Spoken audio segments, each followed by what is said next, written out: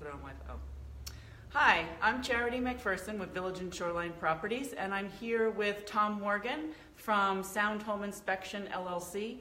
Hi, Tom. Thanks for being here today. Thanks for inviting me. I appreciate it. Tom and his company, he's a member of certified by the American Society of Home Inspectors, which is an important organization. You want to make sure any inspector that you hire is certified by American Society of Home Inspectors. And so we're going to talk just a little bit about the home inspection process.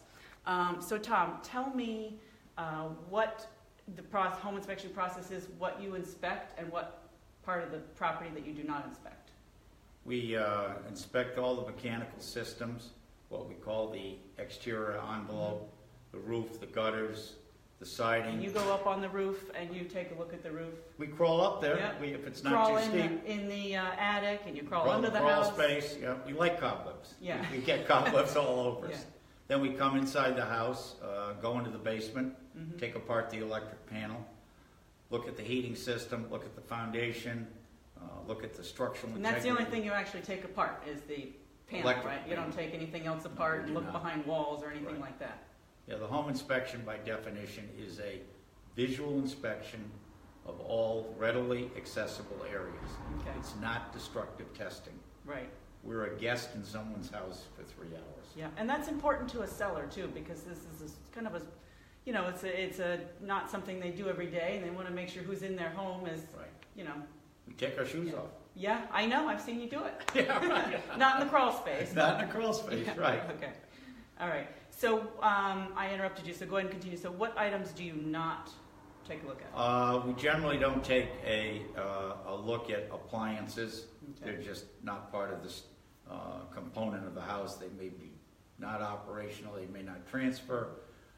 We don't deal with that. We could do in the scope of the home inspection, we deal with structural mechanical. If people have issues with asbestos or environmental issues, we could do a overview of that, but we would generally refer to a specialist on those categories. So you're looking for structural, mechanical, and safety defects. Right. Handrails, Yeah. Lighting, so people aren't going to fall down the stairs, those kind of things, correct. And if a buyer's obtaining a mortgage that's government funded, such as VA or FHA, that's something you like to know up front, I would imagine, because then you have to maybe have a different report for the pest inspection, right? Sure. Yeah, we're cognizant of financing requirements, whether it's a VA, FHA, and due to our geographical location, we have a lot of military, Navy people who are using those vehicles. That's true. We do. So they're concerned about handrails and broken glass, and we try to get those things on the table to speed up the closing of the transaction. Yeah. And so then, if there are defects or potential issues that the inspector, such as Tom, notes in the inspection, then he provides that buyer with a full report. Actually, they get a full report regardless, but that outlines all of the potential defects and any recommendations that he may have.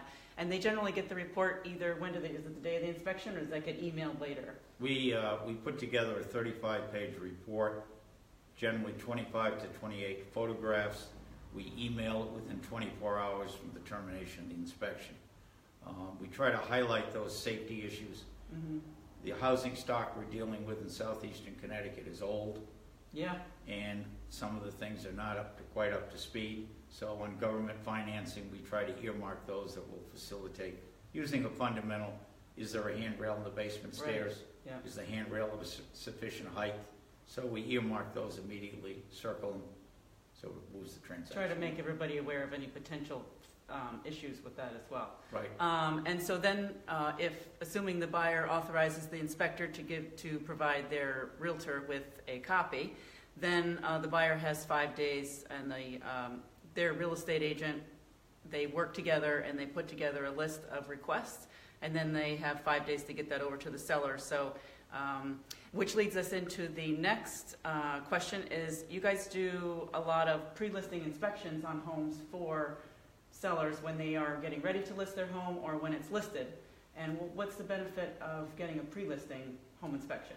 Well, in many cases, some families have inherited a house or a piece of real estate.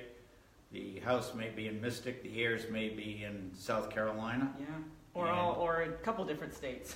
Multiple states and Yeah. multiple owners. Yeah, I've seen that. And it really takes the agent and the heirs of that property out of the liability loop. They're not sure whether the roof is 10 years old, 20 years old. Yeah, and they're not there, they may not be able to come and take a look at the property. Absolutely. Yeah. They haven't been in the house since they were 15 years old. Mhm. The house may have fuses as opposed to circuit breakers. Yeah. So we would come in and do a pre-inspection. We feel that it gets the issues on the table. Yeah. Corrective actions can be done prior to listing the house. Perhaps a price adjustment could be made. And the seller has time, as you pointed out when we talked earlier. Right. If the general issue in a conventional inspection is the inspection's completed, it may need a new furnace, and the agents are under the gun unfairly to get 2 or 3 estimates in 5 days. Well, in the middle of the winter, you can't get one estimate. So if you do a pre-inspection, there's adequate time to figure out the pricing and the adjustments prior to placing it on the market. So the seller can make an informed decision Right. as to how much they either want to spend or don't want to spend, and that information can be disclosed ahead of time, so everybody's all on the same page. And the deal doesn't get renegotiated because in the traditional method, Yeah. the house good is point. listed for $200,000, just to use an example. Mhm. We come in and say, well, you probably need a roof, you probably need an electrical panel, and the furnace is questionable, and you've got limited number of days to try to squeeze all this Yeah. stuff in, and then it goes through an entire renegotiation process. Yeah, and that's a good point also. And also, that leads me to when sellers are, or when buyers are getting this home inspection, you're performing that, you're not giving them estimates, or you're basically going over the house to try to find these potential issues, and then you're recommending that for instance, a roofer or a Correct. licensed contractor, Right. you're there to point out any potential issues. Right. And we don't get hung up on chip paint and doorknobs. We're looking at, as we say in the trade, we're looking for elephants in the house, and once in a while we found a mouse under the carpet. That's a pretty good.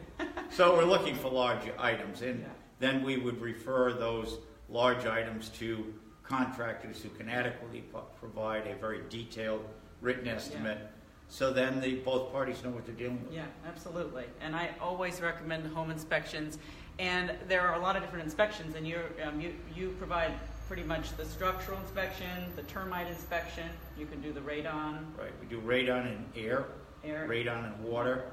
We do water quality testing Yeah. and well yield testing. Yeah. For quality, meaning all the quality of the water itself, and then quantity would be the gallons per minute, the flow. Right. The flow. So we're looking at 2 things. When we get in the country, most of these rural houses have on-site wells. We're looking at for iron, manganese, Yeah. things that affect potability, bacteria. So there's 2 components of the water test: yield, gallons per minute, and the quality of what one is consuming. Okay.